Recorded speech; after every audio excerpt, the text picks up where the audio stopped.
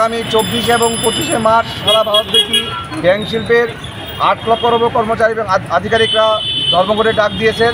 আমাদের দীর্ঘদিনের দাবি যে আমাদের ব্যাংকিং ইন্ডাস্ট্রিতে 5 ডেজ ব্যাংকিং কথা চালু করা, যেটা অলরেডি ইন্ডিয়ান ব্যাংকার্স অ্যাসোসিয়েশন, যেটা আইবিএ বলে সংক্ষেপে, আইবি অলরেডি অ্যাপ্রুভ করে গভর্নমেন্টের কাছে পাঠিয়েছে। গভর্নমেন্ট সেটাকে নিয়ে দীর্ঘদিন ধরে টালবাহানা করছে এবং মোরওভার দ্যাট আমাদের ব্যাংকিং ইন্ডাস্ট্রিতে গত 1-1.5 বছর আগে যেখানে 8 লক্ষের উপর কর্মচারী ছিল, সেই জায়গায় দাঁড়িয়ে এখন 8 লক্ষের কাছাকাছি আমাদের প্রায় 7,56,000-এর মতো কর্মচারী আধিকারিক রয়েছেন।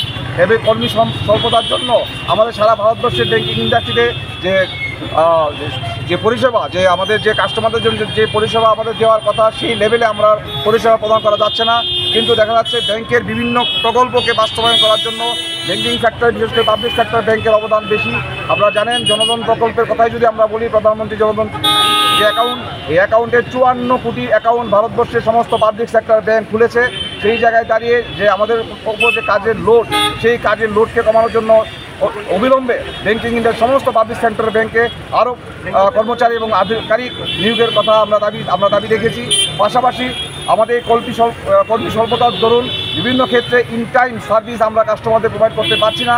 সো দ্যাট কাস্টমার এরোগেন্ট হয়ে আমাদের বিভিন্ন জায়গায় বিভিন্ন ব্যাংকের অফিসার এবং আধিকারিকদের এবং কর্মচারীদের উপর বিভিন্ন জায়গায় আক্রমণ সারিত হয়েছে, যার আমরা তীব্র প্রতিবাদ করি এবং অবিলম্বে কেন্দ্রীয় সরকার এবং স্বক্ষেত্রে রাজ্য সরকার সেই সমস্ত মিসক্রিয়েন্ট কালপ্রিটদের গ্রেপ্তার করে তাদেরকে সাজা দেওয়ার ব্যবস্থা করবে।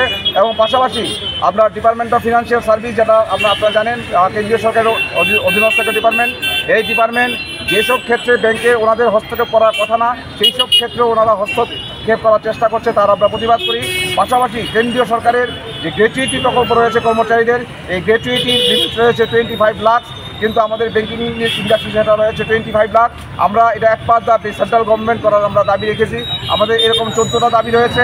পাশাপাশি আমাদের যে অনিয়মিত কর্মচারীরা রয়েছে তাদেরকে নিয়মিত করা, এবং সবচেয়ে উল্লেখযোগ্য এবং সবচেয়ে রিস্কি ফ্যাক্টর যেটা আমাদের ব্যাংকিং সেক্টরে আউটসোর্সিংয়ের মাধ্যমে অনেক কাজ করানো হচ্ছে কর্মী নিয়োগ না করে, যেটা ব্যাংকিং ইন্ডাস্ট্রির জন্য খুবই বিপজ্জনক এবং বিশেষ করে কাস্টমারদের জন্য খুব বিপজ্জনক।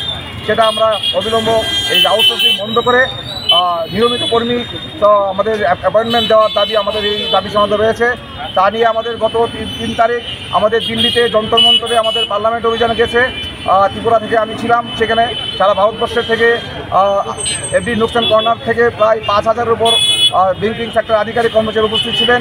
সেই দিনেই ডিপার্টমেন্ট অফ ফিনান্সিয়াল সার্ভিসের কাছে আমাদের দাবি সনদ পেশ হয়েছে, এবং এই দাবি সনদ যদি কেন্দ্রীয় সরকার আমাদের সাথে এই দাবি না মেনে নেয়, তাহলে আমাদের আগামী 24-25শে মার্চ সারা ভারতব্যাপী ব্যাংকিং ইন্ডাস্ট্রি ধর্মঘট থাকবে। সারা ভারতবর্ষের সমস্ত পাবলিক সেক্টর ব্যাংক, সমস্ত আরআরবি, সমস্ত রুরাল ব্যাংক যা আছে সমস্ত ব্যাংক বন্ধ থাকবে।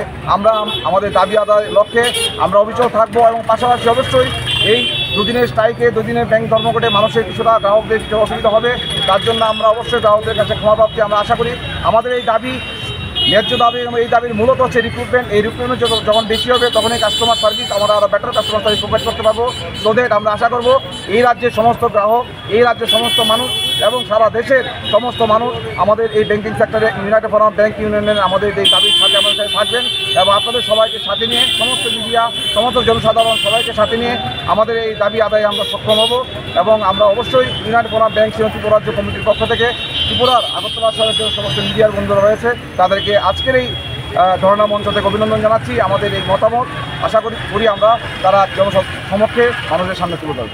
পরিচয়টা আমি Sanjay Dutta, United forum bank Tripura রাজ্য কনভেনার এবং all India bank officer confederation Tripura state secretary.